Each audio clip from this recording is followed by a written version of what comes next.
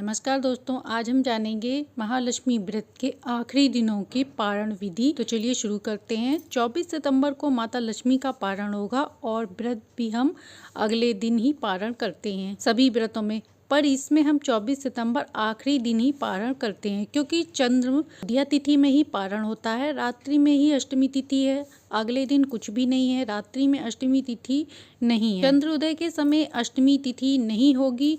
भोग में हमें आखिरी दिन 16 प्रकार के भोग फल सहित चढ़ाने हैं। इतना संभव ना हो सके तो हलवा, पूड़ी, मिष्ठान, बतासा, फल, मेवा, मिश्री, गुड़, खीर, गुजिया, मीठी मठरी मिठाइयों में आप 16 टुकड़े करके चढ़ा सकते हैं। चाय में श्रीखंड जरूर चढ़ाएं।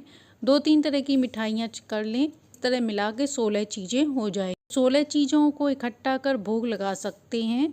पूड़ियों की संख्या हमें 16 ही रखनी है। 16 दिए, 16 इलायची, 16 पान, लौंग, जो भी चीजें होंगी वह 16 की संख्या में माता को सुहाग का सामान आदि चढ़ाना है। हल्दी की एक एक गांठ ले लें, वो भी 16 की संख्या में लें, उन्हें भी चढ़ाते। हल्दी को सोने की जगह माना जाता है, तो हल्दी दान करने से सोने का बराबर का पुण्य मिलता है। यदि कोई व्यक्ति इतनी चीजें दान न कर पाए तो शुरुआत में टफ होता है, धीरे धीरे बाद में आप बढ़ा सकते हैं। तो शुरुआत में आप 16 की संख्या में चढ़ा के मंदिर में दान कर सकते हैं। जैसे 16 की संख्या में सुहाग की सामग्री, 16 चूड़ी, 1 बिंदी का पत्ता, कंघी, काजल, सुहाग का सामान, कोई भी चीज, 1 पान के पत्ते पर 16 लौंग, 16 इलायची, 1 सुपारी रखकर माता को चढ़ा दें। 16 बार दिखाकर सारी चीजें माता को चढ़ा दें। इसके बाद किसी एक महिला को दान कर दें या विष्णु मंदिर में दान कर दें। वो जितनी भी चीजें हैं वह 16 की संख्या में ही करें। बाद में प्रार्थना करें, हे माता रानी, हमारी इतनी ही स्थिति थी, जब हमारी स्थिति में सुधार होगा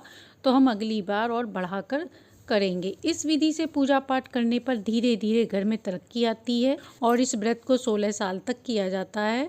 तो लंबी अवधि रहती है। जब आर्थिक स्थिति में सुधार होने लगे तो धीरे धीरे आप अपनी संख्या सामानों की बढ़ा सकते हैं। पूर्णिमा तिथि को भी इसी तरह से ही पूजा करना है। पूर्णिमा तिथि अपने आप में बहुत महत्व रखती है। इसमें कई देवी देवताओं की पूजा का विधान होता है। शिव जी की पूजा होती है क्योंकि उनके सिर पे चंद्रमा विराजमान है। उनकी पूजा करने से मानसिक मत शांति मिलती है। कई जगह सत्यनारायण भगवान, विष्णु भगवान की पूजा होती है, कथा भी सुनी जाती है। इसलिए 17 सितंबर को व्रत जरूर करें।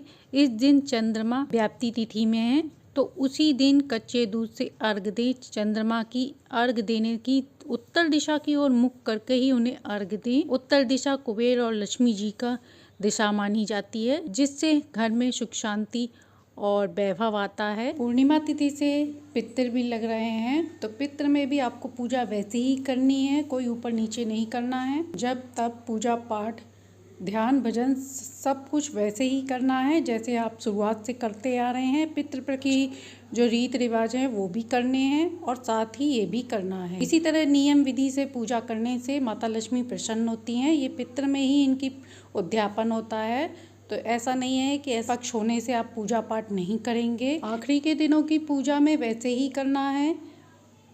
व्रत करने के बाद पारण कर लेना है और उसके बाद सब चीजें दान कर देनी है। अगले दिन चौकी को उठाना है। जो कोई भी साधक सच्चे मन से, सच्ची भक्ति से लक्ष्मी माता की इन दिनों पूजा करता है, उसके घर में धन वैभव की कभी कमी नहीं होती है। तो जानकारी अच्छी लगी हो तो लाइक एंड सब्सक्राइब करें।